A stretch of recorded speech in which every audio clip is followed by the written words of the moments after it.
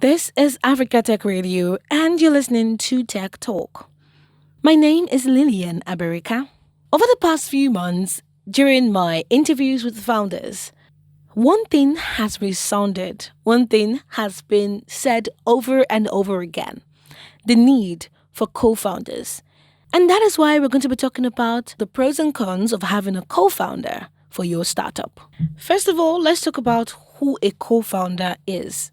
A co founder is the person who is involved in the initial launch of a startup company. Anyone can be a co founder, and a co founder doesn't necessarily have to have been there from the inception. According to Dean Irwin, a co founder doesn't necessarily have to include all of the people who were there on the first day. And being a co founder depends on a wide variety of issues, and not all people agree on this. But in most cases, the co founders are the ones who took the risk and saw the company to some pivotal stage of growth. They're often entrepreneurs, engineers, financiers, programmers, designers, lawyers, and even others involved in inception of a new, often high tech company. And the right of having to call yourself a co founder is dependent on the owner of the company.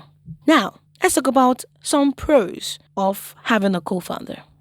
You see, you have to think about your startup like a jigsaw puzzle. You might really be really good at one piece of it, say making a great product, but there are other pieces like selling it or managing the money that you might not be so good at. When I had a conversation with someone, he said that you should know your limitations. You should know what you are good at and what you're not good at. And that is where another person might be able to fit in. They're also good for emotional support because starting a business can be quite stressful. It can be hard.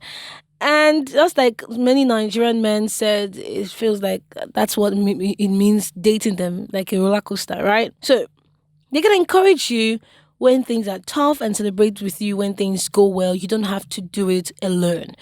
They can also help you with getting money from investors. Now, there are people who can sell water to a fish in the sea. That is how good they are. They can convince anybody to part with their money, and legitimately. So if you have someone around you who has integrity and has that skill, oh my gosh. Wow. People don't feel comfortable lending money to people for startups because it's a startup. It can burn to the ground. Anything can happen. So how can you get someone to part with their money to invest in your startup? They might feel more comfortable if you have a co-founder because it shows you're not doing it alone, and it's like having a team to back you up. And sometimes we cannot be myopic, right? Founders can be myopic looking at issues from one perspective, but with two heads, you make better decisions. When you have a co-founder, you can bounce ideas off each other and come up with smarter decisions. And it's like having a partner in crime, but in a very good way. You also share the workload. Starting business, like I've mentioned, is a Herculean task, and you have a lot of things to do, especially in the beginning. So with a co-founder, you can split up the work, you can focus at what you're good at, and they can do the same. It makes life easier, to be honest. You have to get someone when you're getting somebody who has different skills than you. And when you do that, things just get easier. Co-founders can make up for each other's weaknesses. If you're a tech whiz but not so good with people, a co-founder who is good with people skills can balance things out. I interviewed one co-founder one time who said, I am the people person. I am the person who gets interviewed and person who fly around for customer relations. I am the face of the company. But there's someone who does the technical aspect of it. There's someone who does the branding aspect of it. There are people who, there's another one who does the running aspect of it. And we have splitted this and it's working perfectly for us because we're like a well-oiled machine. So if you have people, a co-founder with different skills or co-founders with different skills, that can be absolutely beneficial. And then you share the risk. When you start a business, it can be extremely risky and there's a chance that you could lose money or things might not work out. So when you have a co-founder, it means you are not alone in this. We're all in this together. You share the good times, you share the bad times together. And you look more trustworthy, to be honest. But there are downsides of having a co-founder, right? First of all, it's commitment issues. This means that sometimes your co-founder might not be as dedicated to the business as you are. Most times it might be true.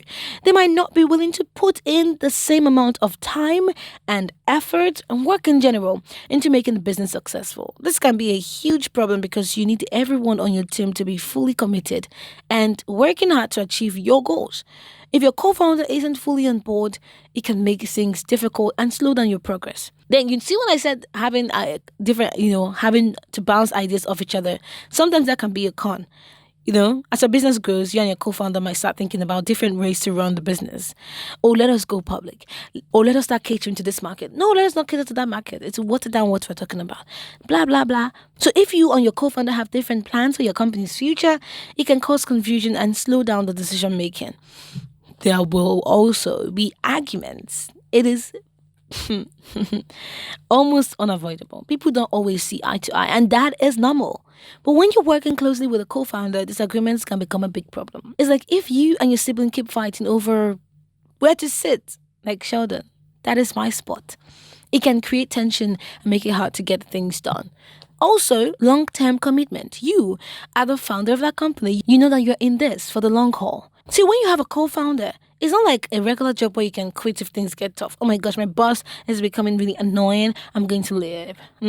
You and your co-founder, yeah, you need to get that because you are taking risks for the company. So you have to be there for it to pay out, right? It means that even if you have problems or want to do something else, you might still have to stick with the business. It's like a marriage, but you can't just walk away easily.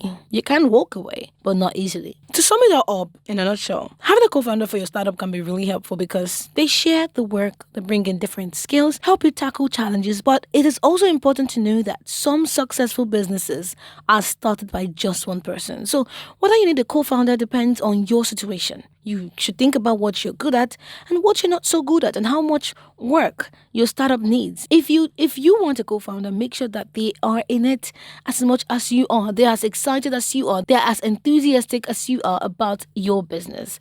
And you will get along well. And don't forget to have a clear agreement with your co-founder, like a contract, to make sure everything goes smoothly and everyone knows their rules. That way, you can enjoy the benefits of having a partner without the potential problems. And, if you decide that is not what you want because you don't have the strength to be fighting with people and all that, that's still fine. My name is Lillian, and this is Africa Tech Radio. You have been listening to Tech Talk.